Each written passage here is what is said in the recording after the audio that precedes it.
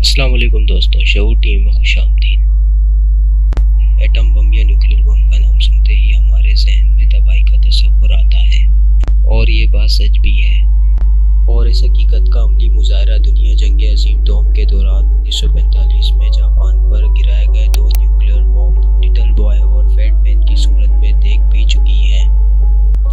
تب ہی سے دنیا نے ان خطرناک ترین ہتھیاروں کی روک تھام کے لیے کوششیں شروع کر دی تھیں، اور اس کے لیے اقدامات بھی کیے گئے، لیکن چند ممالک نے اپنی طاقت کا ثبوت دینے کے لیے اس کے بعد بھی نیوکلیئر صلاحیت حاصل کی، جن میں باقی ممالک کی طرح پاکستان اور بھارت بھی شامل ہے۔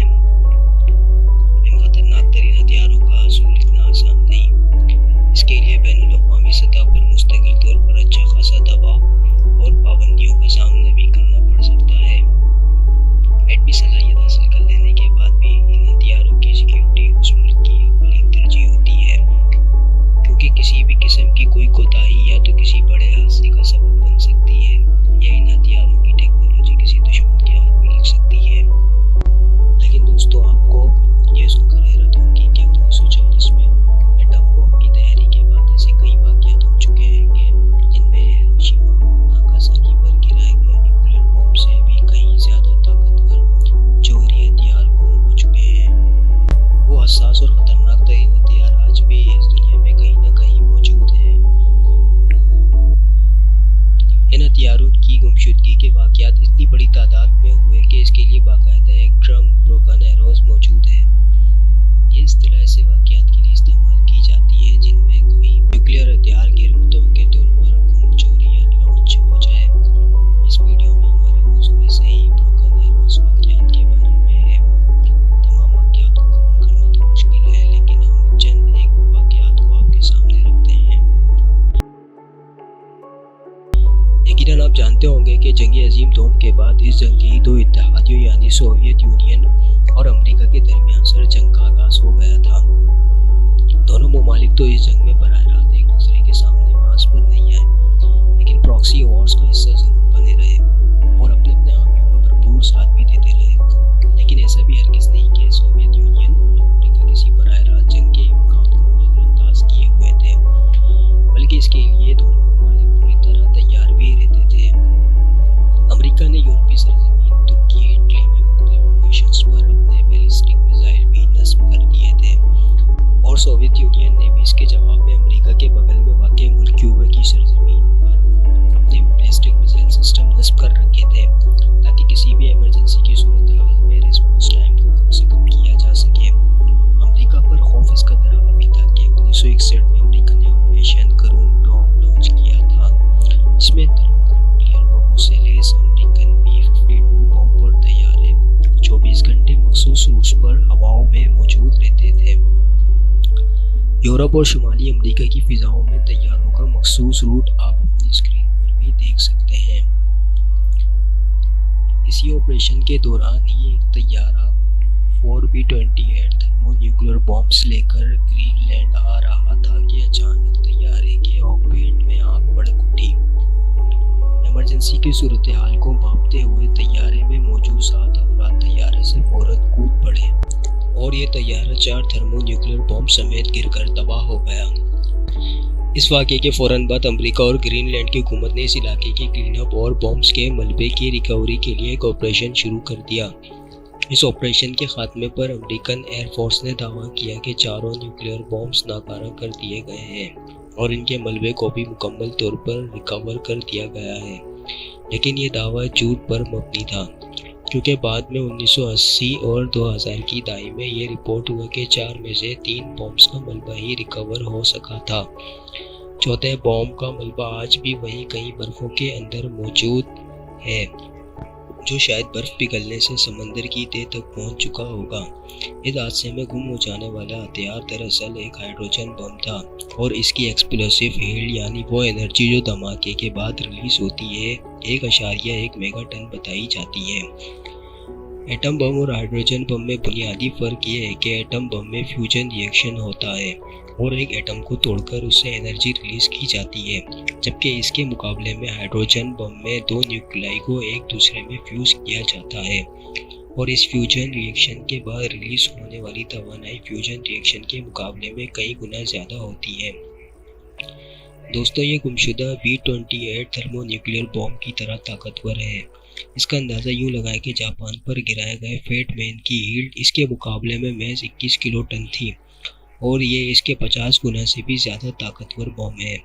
اس واقعے کے بعد ابتدائی طور پر ڈینش کی حکومت نے گرین لینڈ میں یہ خطرناک ہتھیار لائے جانے پر امریکی حکومت سے احتجاج بھی کیا، لیکن 1995 میں ایک رپورٹ منظر عام پر آئی جس میں یہ انکشاف کیا گیا کہ ڈینمارک نے خفیہ طور پر یہاں نیوکلیئر ہتھیار لانے کی اجازت امریکہ کو دے رکھی تھی، یعنی ڈینش حکومت کا ابتدائی رسپانس ایک دکھاوا ہی تھا۔ یہاں پر دوستو یہ ضرور یاد رہے کہ 1968 میں اس حادثے کے بعد آپریشن کروم ڈوم کا خاتمہ کر دیا گیا تھا۔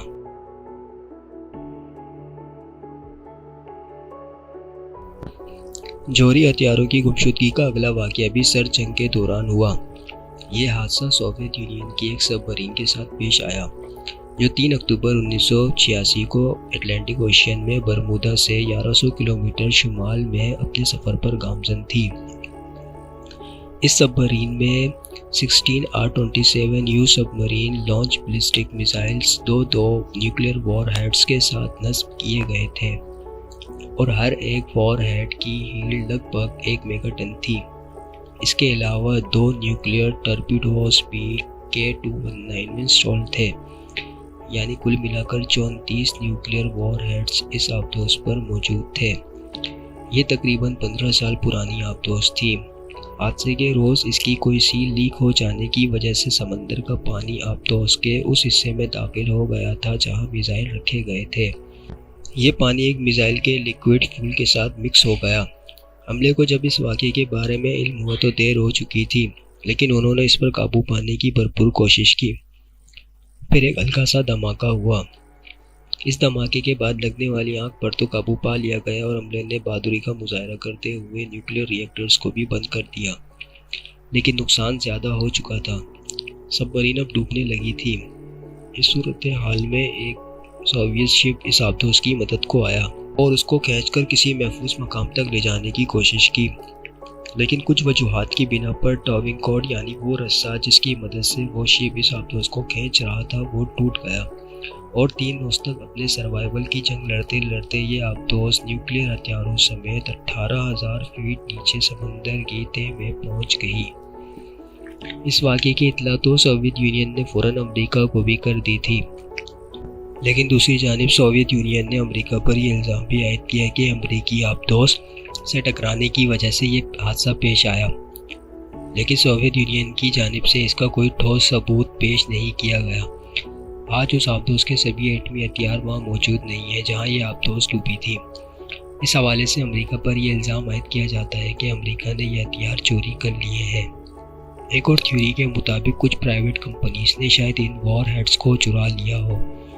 کچھ لوگوں کے مطابق سوویت یونین نے خود ان وار ہیڈز کو ریکور کر لیا تھا، لیکن حتمی طور پر کچھ بھی نہیں کہا جا سکتا۔ تعداد کے اعتبار سے یہ نیوکلیئر وار ہیڈز کی گمشدگی کا سب سے بڑا واقعہ ہے۔